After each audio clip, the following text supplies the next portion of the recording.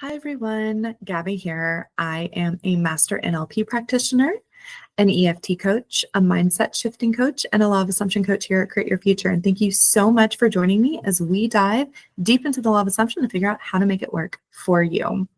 Really quickly, I just want to share with you all, if you are looking for an individualized coaching plan or some support with manifesting something, go ahead and look up the description box below. I do have one-on-one coaching available, and I do have a very quick client success story that I just talked to one of my clients in a session about. So I've only seen her for 2 sessions, and she is actually her own business. And when I first started working with her, session 1, she was struggling with money. She was actually borrowing money from her family to pay for her bills and to pay for her rent. And today was our 3rd session. And she told me that she has had money consistently and frequently coming in. She's not had to borrow any money at all in the last month and a half from any family members. And that she is also much busier with her modeling practice as well. And her SP reached out. So all within 3 sessions. So if you are looking for help with manifesting your desires, go ahead and book a session with me below. I'd love to help you out. Okay, so today we're going to be answering a subscriber's question, 2 subscribers' questions. But I really want to first start off with reminding you all that you are perfect, whole, and complete just as you are, okay? That means when I say that, you don't have to, in any way, shape, or form, take on any additional beliefs from previously. You don't have to tell yourself that you are a victim. You don't have to tell yourself that you only, you only show up this way, or you only have these things happen, or because these things have happened to you in the past, that they're going to continue to happen to you. You are perfect, whole, and complete just as you are right now. Just as you are right now, you're perfect, whole, and complete, okay? So I really want to share that with you. That's been a theme today in my coaching sessions, and I just know that if that is a theme with my clients, that it's definitely a theme going on for everyone else, because everyone is you pushed out. So, all right. So what I would like to answer is I've got a subscriber question that specifically says, 1 second. I wanted to ask with regards to SP. I'm manifesting an SP who's friend zoned me for 1 year and keeps rejecting me in the 3D reality as of now. And I understand the concept of free will and everything, but I'm still confused with this. What if my SP keeps rejecting my manifestation consciously? How can I still manifest my SP? And what if someone else is manifesting me and I only want my SP? How not to let that other person affect my manifestation. And then can I get my SP to marry me happily? So a lot of SP questions. And I wanted to combine this with a subscriber question as well under one of my videos around marriage, right? How can I manifest marriage? So this is going to be an SP video.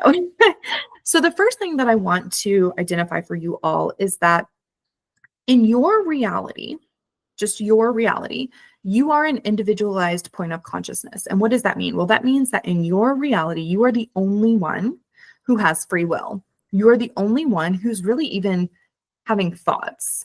Bear with me because I'm going to dig into this, okay?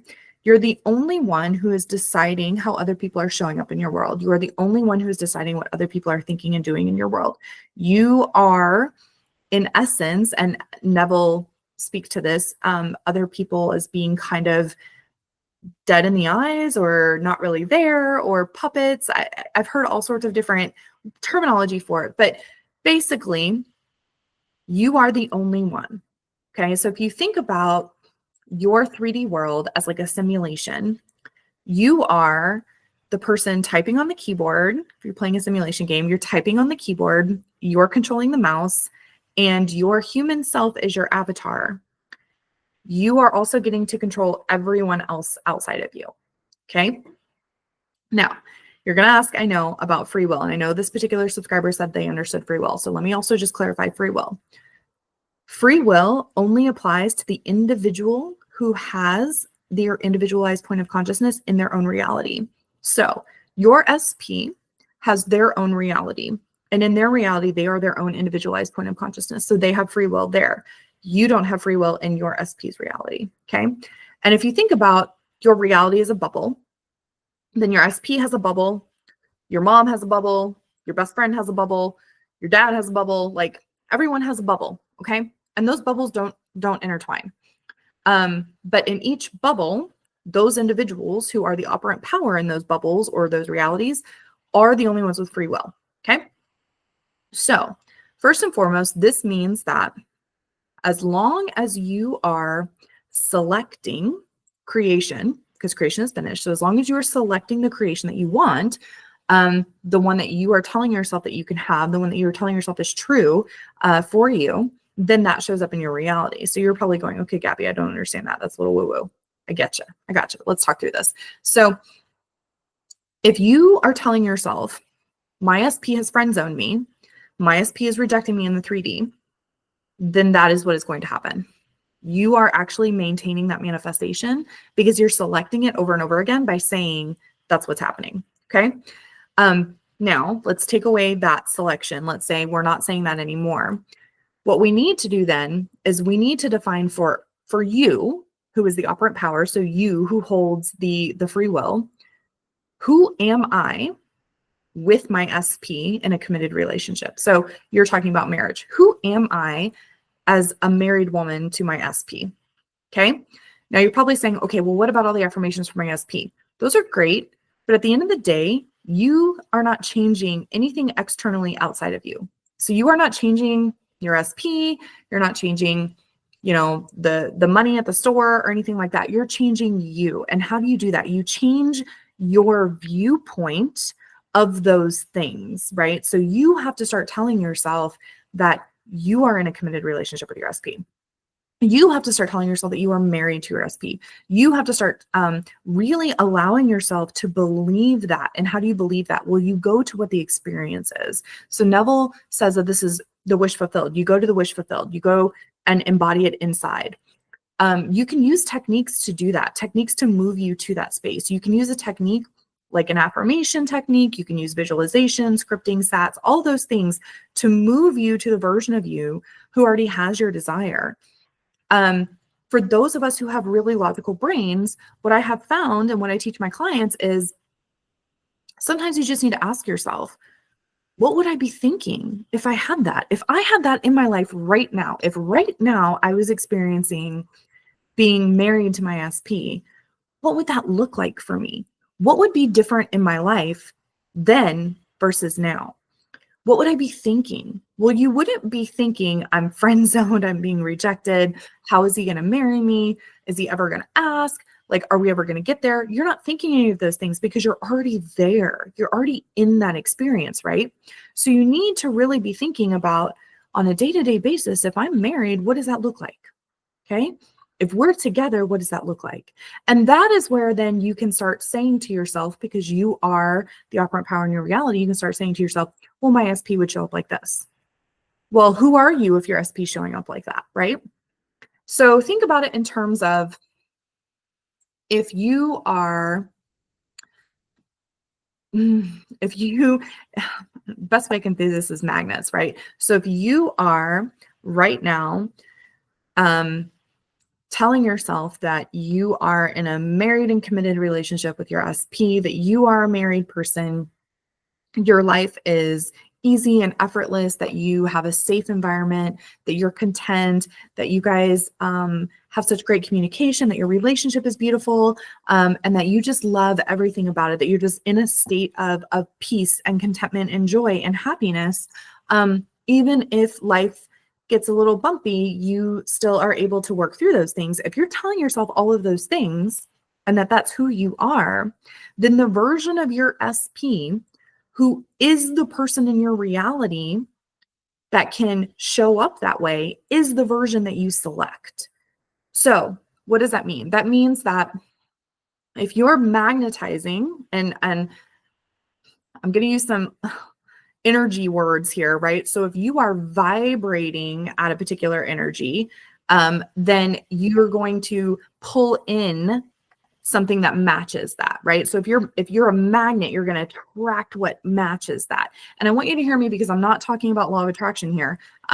What I'm saying is that you cannot have an SP version in your reality that isn't in alignment with you telling yourself, I am this person, that SP won't align. So if you're telling yourself, I'm married and I'm in this beautiful, loving, and committed relationship with my SP, then it doesn't align with an SP who's rejecting you and who has friend zoned you.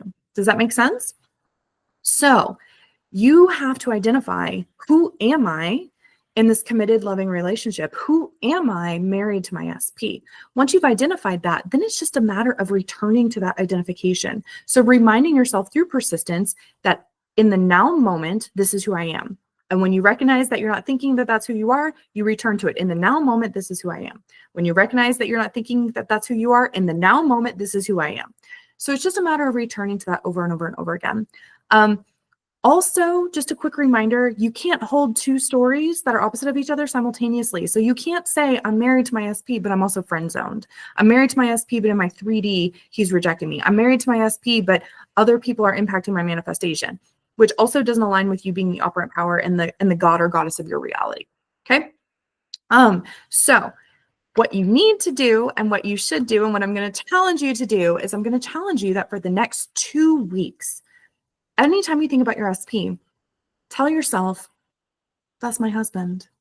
Tell yourself, I am so happy that I am in this loving and committed relationship. I'm so happy that I'm married to the best partner that I ever could have. I love our relationship. And then allow yourself to think, what is your relationship?